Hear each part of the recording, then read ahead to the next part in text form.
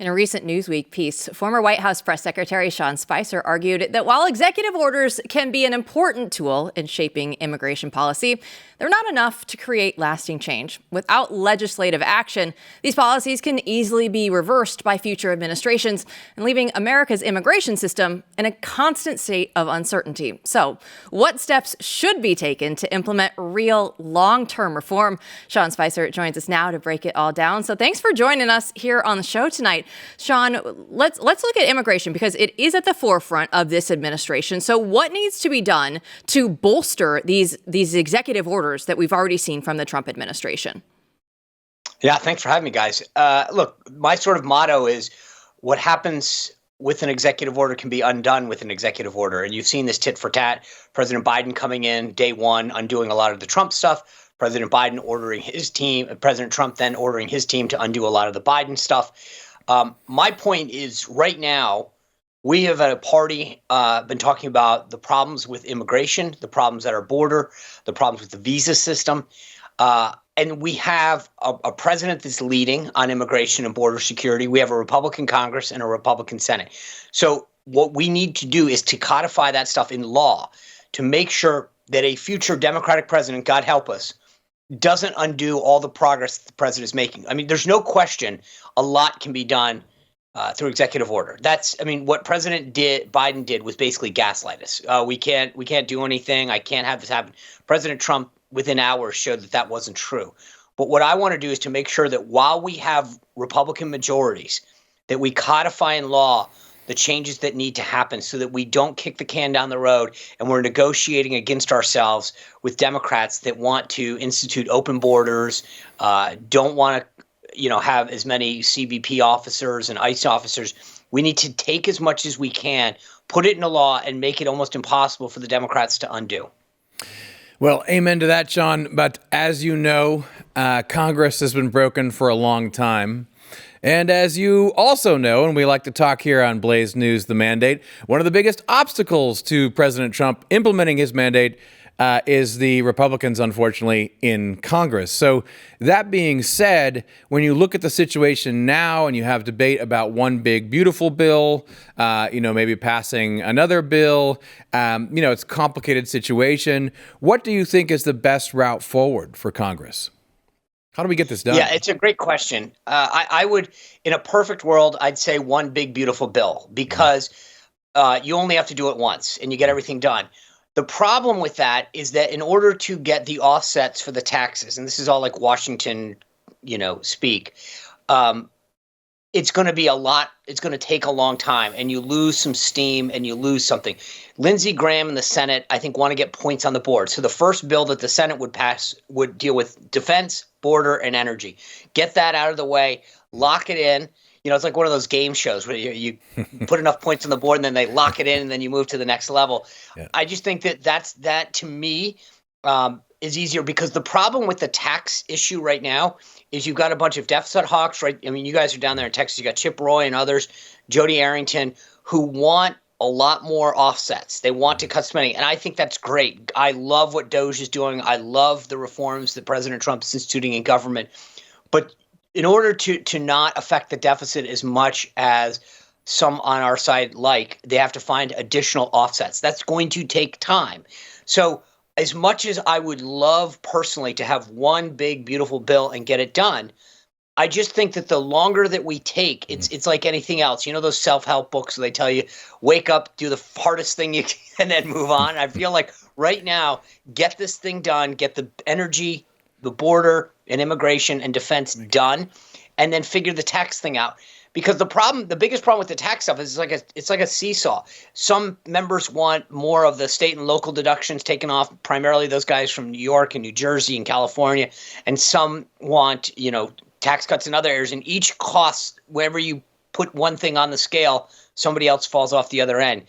There's widespread agreement, and this gets back to the initial part of your question, on the issues of border security and immigration, energy, and defense, what we need to do. So that's going to be much easier to just get done.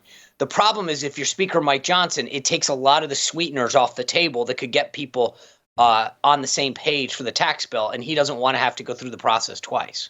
All right. Well, I just have to say for the record, Sean Spicer right there agreeing with what I've been trying to say for a while now. Let's just get this bill out there and get it done. Let's not wait. Right, Jill? That is right. But I did look it up last night because I said I was going to. 34 Republicans voted against the CR last December to make sure that this wasn't going to happen. And I don't necessarily disagree with them, right? It's not like we've passed a budget in decades at this point. So they're like, why are we going to just go through and pass another CR? But now, Sean, this does create a huge problem with such slim majorities there in D.C. that those sweeteners that you're talking about, those are going to be few and far between right now. Yes and no. I agree with you. But part of the issue on a whole host of issues, immigration, government spending, everything, including Gaza, has been one excuse after another for decades. Here's why we can't do it. It's never been done this way. And what President Trump has been showing us in the first few weeks is that we got to think outside the box. We got to try new ways, new approaches, and be willing to get things done, that we claim we're for, right? For years, Republicans have talked about lower spending, getting rid of programs, zeroing out federal workforce. And finally, Elon Musk comes in, and he was just in the Oval Office a few moments ago talking about the fact that the Treasury Department doesn't even list or categorize the contracts and the spending that they do, so that they can't tell you how many people who are on the do not do business with list, how many dollars are being spent to a particular category, because they literally won't categorize and code their spending.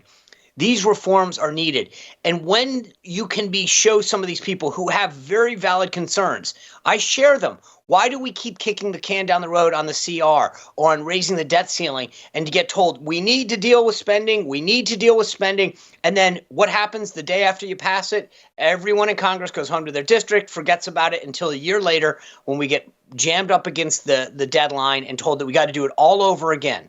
So my view is if President Trump can show us a path forward where we can say we're saving the government money, we're shrinking the government, we're getting rid of inefficiencies, waste, fraud, and abuse as they are doing, it's going to give a lot more people hope that we're actually moving in the right direction and not just kicking the can down the road. But I keep thinking to myself, if Elon and President Trump hadn't exposed this spending at USAID and what I think will now Treasury and probably DOD and then Department of Education, we'd never know about it.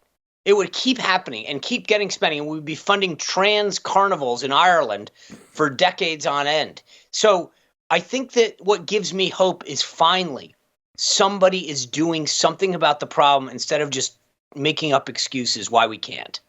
Yeah, it's such a great point. One of the things that's been missing, I think, for a long time, and was sort of missing last time, I think, through really no fault of the administrations, but just sort of the way that he came into office suddenly, right, is that you have to set this debate up in the public mind, and that's why people like us are looking, going, I've never seen such a beautiful setup in my lifetime, keep going. But what do you think on the substantial level, speaking about this war against the administrative state? I mean, Trump is literally trying to do what no Republican president has ever been able to accomplish post-World War II, which is roll back this large, massive bureaucracy. This is the, one best shot that we have. So if you look at how the next year is going to unfold, putting aside the budget for a minute, are we just going to keep pushing forward like this? Like, what are the next obstacles and roadblocks? Because as we know, there's a lot of people who are being deeply affected every hour by what's going on, who, are not entirely without power. So what are the next steps? Does the empire strike back here, or what do you think is coming? Yeah, this is such a great issue. I love this issue, but I would just say this. When the president was ushering the reporters out of the Oval Office, they asked about Matt Fogel, that prisoner or whatever term is appropriate for him that's being returned from Russia. And he said, he'll be here at 10 o'clock if you want to come see him. And I was like, God, can you imagine? Biden wouldn't even say 10 a.m. Yes. to be there. The idea that we have a president. I watched last night, the Marine was standing outside the West Wing entrance, which signals the president is in the Oval Office. And it was like 7:30 last night. And I was like, oh my God, things have changed. But let me just say this. Without getting into my long diatribe on this, President Trump not serving consecutive terms may make him the most consequential president of modern history, if not ever. Because when you serve back-to-back terms, you just keep going. You keep, got the same staff in office and you keep moving. 4 years out of office gave him the opportunity to think about the people, the process, and the policies. What do I mean by that? He knew who the good people to hire were and who the bad people to keep out were. He knew the process by which to get things done and the process by which people would try to stop him. And then thirdly, he knew the policies that he wanted to enact and the policies he wanted to avoid. And when you have that time to think that deliberately, not just Donald J. Trump, the president, but his team, you don't think Tom Homan came into office and within hours was able to put together raids. He had thought about it. He had planned on it. He had coordinated on it.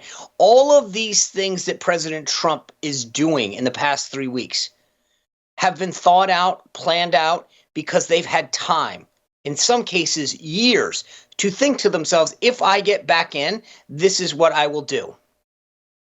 Yeah. That is so well said. And I couldn't agree more, just with the fact that everything has been so thought through this time around. It really is a breath of fresh air, because we're talking about DOGE and everything that's going along with that, with the cutting of government waste. But the fact that they've been able to do it from day one has been so much more powerful. Sean Spicer, thanks so much for joining us. Thanks for having me. Appreciate it. MP, when I look at that, it is one of those things that you do have to kind of step back and say, okay, let's look at Donald Trump in the big picture, even though he's just starting his second term. What we're already seeing from him is so historic that, I mean, again, we can't cover every single thing that he's doing on the show every day. You don't want to get ahead of yourself and pronounce these things, but that's what I get paid to do. I get ahead of people. I'm always ahead, right? So, and I'm going to say this looks like FDR's first 100 days. That's the equivalent. That's the magnitude of what we're seeing if this keeps on happening. So you can't keep up with it all. You're seeing massive, not resistance, but rout and reaction to what's plowing forward. And as he says, that the fact that there was that staggered term in between, these people are ready. They're tan, rested, and ready. They know what they're doing. And guess what? They aren't even all in there. I mean, Rubio was in there first. I mean, talking to people from the State Department, they haven't even fully staffed out, the political appointees at state. Like, this is it's not even done yet. It's not even staffed yet. So you haven't seen anything yet.